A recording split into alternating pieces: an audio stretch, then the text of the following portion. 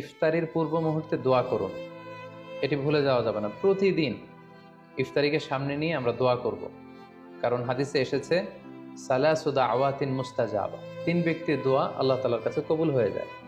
এই দোয়া আল্লাহ কখনো ফিরিয়ে দেন না। এর মধ্যে একটা দোয়া হচ্ছে দাওয়াতুস সাইম, রোজাদারের দোয়া আল্লাহ কখনো ফিরিয়ে দেন না। দাওয়াতুস সাইমি মাকবুল, এটা আল্লাহর কাছে কবুল হয়ে যায়। ঠিক ওই মুহূর্তটাতে আল্লাহ তাআলার সফট কর্নার খুব বেশি গ্রো করে, আল্লাহর রহমতের দরিয়ার মধ্যে একটা অভাবনীয় জোশ পড়ে যায়। আল্লাহ তাআলা এই দৃশ্যটাকে খুব দেখতে পছন্দ করে যে বান্দা সামনে খাবার নিয়ে বসে আছে, শরবত নিয়ে, পানীয় নিয়ে বসে আছে, ক্ষুধায় তৃষ্ণায় সে জর্জরিত, সে চাইলেই সামনে থেকে নিয়ে মুখে তুলে খাবারটা খেতে পারে, কিন্তু সে আমার ভয়ে খাচ্ছে না।